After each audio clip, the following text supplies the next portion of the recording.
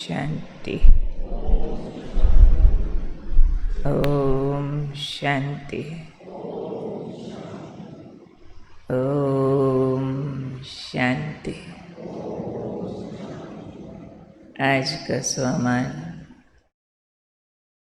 मैं विशेष आत्मा हूँ। विशेष आत्मा के लक्षण अक्सर बाबा बताते रहते हैं। आज विशेष आत्मा का लक्षण बाबा ने बताया, जो सदा रूहानी मौज में रहे। और कौन सदा रूहानी मौज में रह सकता है?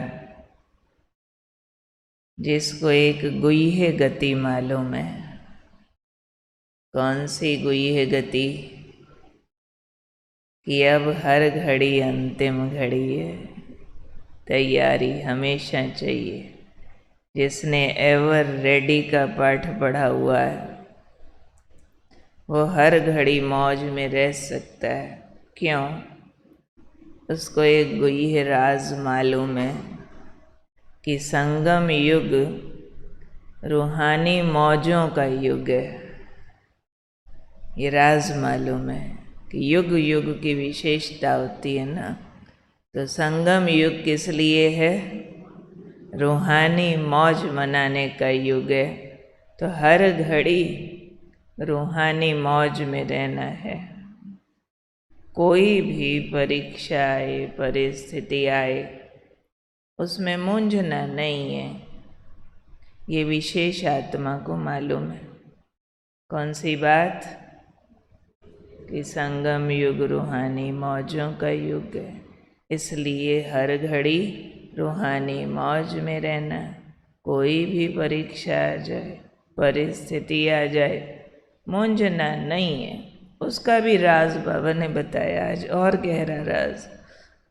क्योंकि बाबा ने कहा ये अकाले मृत्यु का समय, और कोई भी घड़ी अंतिम घड़ी हो सकती है। अकाले मृत्यु का टाइम है ना। समझो, कोई परिस्थिति और परीक्षा आई और आप मूंझ गए मौज के बजाय, और वही घड़ी अंतिम घड़ी हो जाए तो धोखा दिला देगी ना।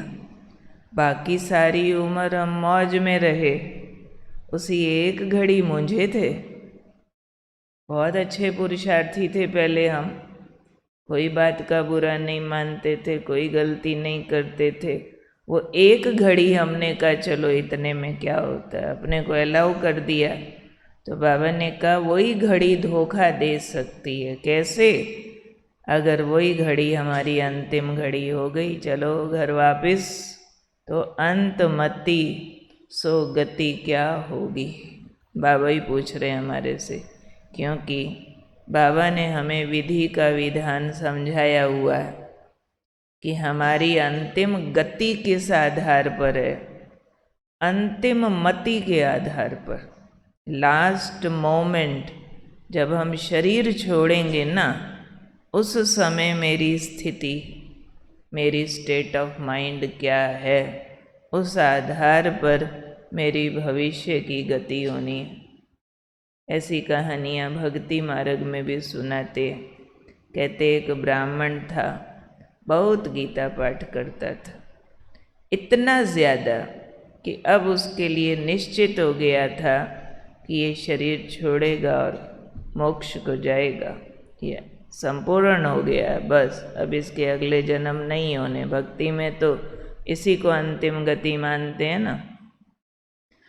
तो लास्ट घड़ी जब थी उसकी, शरीर छोड़ने का टाइम आया, तो वो एक बेर के पेड़ के नीचे लेटा हुआ था।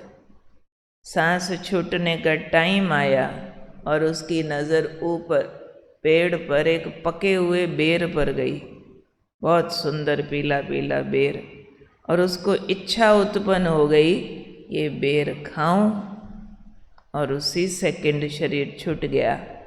तो उसका जो मोक्ष निर्धारित था वो बदली हो गया। वो उस बेर के अंदर जाके कीड़ा बना, फिर 84 लाख योनियों के चक्कर में चला गया। ऐसी कहानियाँ भक्ति मार्ग में भी अंतमति की सुनाते हैं।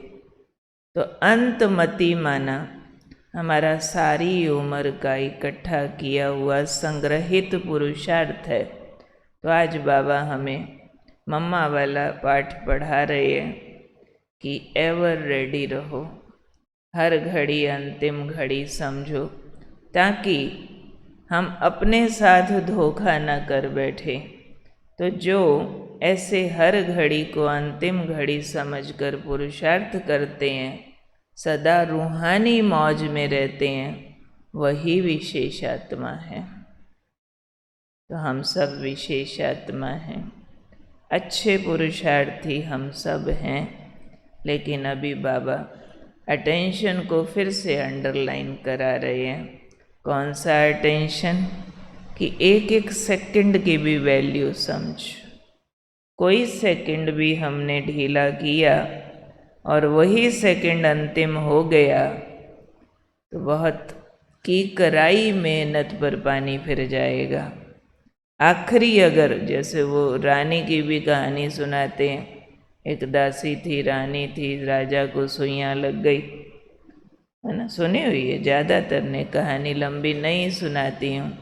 लास्ट एक सुई का हेर फेर था, 99 सुइयाँ रानी ने निकाली, एक सुई दासी ने निकाली, पर वो अंतिम थी। तो अंतिम सुई निकालने वाली रानी बन गई, 99 सुइयाँ निकालने वाली दासी बन गई, रानी से दासी बन गई।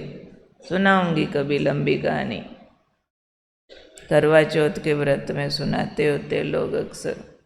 रानी थी सो दासी बनी दासी, यानी इतना सा चूक गए ना तो किया कराया खत्म हो जाते, और इतना सा अटेंशन रख लिया तो गंवाया हुआ भी वापस आ जाता है। इतना महत्व है एक एक सेकंड का। यानी हमें अपने निर्णय शक्ति बहुत तीक्ष्ण रखनी है। किस सब्जेक्ट में? अपने भले के सब्जेक्ट में, कि मेरा भाग्य कैसे जमा होता है, मेरे नंबर ज़्यादा कैसे लगते हैं, किस बात से नंबर गंवाए जाते हैं, किस बात से नंबर बनते हैं, उसकी टोटल जो बाबा ने पहचान बता दी है वो है परिस्थितियों में स्टेबल रहना या मूंझना। बाबा ने 2 शब्द यूज़ किए, मौज और मूंझना। हर घड़ी मौज में रहे, अंदर में रूहानी मौज, स्थूल मौज नहीं, रूहानियत वाली, बाबा के मिलन वाली मौज अनुभव करते रहे तो पास है, पास होते रहेंगे। कोई एक घड़ी भी मूंझ गए, मूंझने में फिर बहुत कुछ आता है, डर है, घबराहट है, क्रोध है, निराशा है, उदासी, कोई भी नेगेटिव इंस्टिंक्ट, कोई भी जो स्थूल दुनियादारी की इच्छाएं, कामनाएं, ख्वाहिशें, नेगेटिव फीलिंग्स होती हैं, अगर उसमें आए तो फेल होने का चांस है। क्योंकि बाबा ने हमें स्पष्ट कर दिया, पहले भी करते हैं, कि ये अकाले मृत्यु का समय है। Death has no calendar. मौत पूछ के नहीं आएगी, बता के नहीं आएगी। अपने ही सेंटर पर यहाँ 2 जनों के साथ देखो कितना अचानक हुआ। हमारे प्यारे जगदीश भाई जी जो अकाउंट करते थे, कैसे रात खाना खाया, घंटे में गए, अच्छे भले कहीं से आए थे। ऐसे ही एक माता थी हरमिलाप नगर की, खाना खाया गई, अच्छे भले अभी बैठे। अभी 15 सेक्टर में हमारी एक भाई अभी बस लेटे हैं, हुआ गई आत्मा। तो कौन घड़ी अंतिम घड़ी है?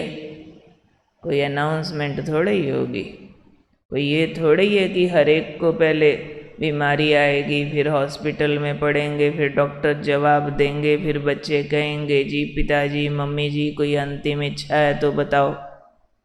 हर एक का ऐसा पार्ट आने वाला है क्या? मौका मिलेगा? कोई भी मौका अंतिम हो सकता है, तो बता के नहीं आएगा।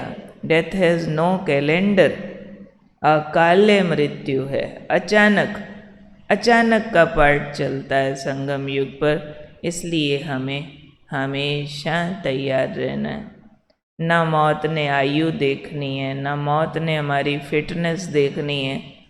बस कई बार हम हैरान होते, अच्छा भला था चला गया। वैसे तो अच्छी बात होती है कोई अच्छा भला जाए, शुक्र है तड़फ के नहीं गया। परंतु कई फिर बहुत हैरान होते, अच्छा भला अब भी ऐसे गया।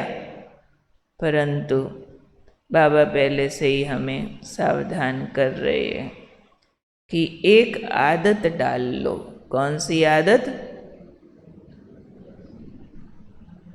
रूहानियत की मौज में रहने की आदत। बाहरी हालातों से कभी ना मूंझने की आदत, क्योंकि हालात, परिस्थिति, परीक्षा बाहर है। मैं आत्मा भीतर हूँ। जैसे आंधी तूफान बाहर होता है, हम घर के भीतर हैं, तो खिड़की दरवाज़ा बंद करो, सुरक्षित रहो। तो ऐसे ही इंद्रियों से ध्यान भीतर रखो, सुरक्षित रहो, रूहानियत की मिलन की मौज में रहो, तो मूंझेंगे नहीं। तो अपने आप को कह देते हैं हम, आज से मूंझना कैंसल। अभी राखी बंधवानी है ना, तो राखी बंधवाने के लिए तैयारी करनी है। कोई कल बंधवाएंगे, कोई परसों बंधवाएंगे, पर तैयारी क्या करनी है चेक कर लो। अभी तक भी किस किस बात में मूंझते हैं। मूंझना माना डिस्टर्ब, पजल, उदास, परेशान, गुस्सा, चिड़चिड़ापन, वैरायटी। कौन कौन सी बातें हैं जिनमें अभी तक भी हम दुखी, हैरान, परेशान होते हैं। आज उनकी लिस्ट बनाओ। लिस्ट बना के हो सकता है 10 कमियां निकल आएँ, उनकी फिर समरी करना। हर सारी कमियों का एक बाप होता है, तो सारी समरी करके, छोटा रूप करके आज विशेष 1 घंटा योग करना। सब भी यहाँ आके करो, आपकी मर्जी, घर में करो आपकी मर्जी, एकांत में, जहाँ एकांत ढूंढ लो, बिल्कुल अकेले। और बाबा की उस लाइट और माइट से उस कमी को भस्म करो, फिर आके राखी बंधवाओ। फिर उसके लिए प्रतिज्ञा पत्र भरना कि ये वाली मूंझने वाली कमी जो मुझे ही तंग कर रही है, मैंने बाबा को दान दे दी। क्योंकि अब तो अचानक अचानक हम सबको उड़ जाना है अपने घर। तो कौन हूँ मैं? विशेष आत्मा, सदा रूहानी मौज में रहने वाली, हर घड़ी को अंतिम घड़ी समझ, हर सेकंड का लाभ लेने वाली, हर सेकंड एवर रेडी, हर सेकंड उड़ती कला में जाने वाली। मैं कौन? मैं विशेष आत्मा हूँ।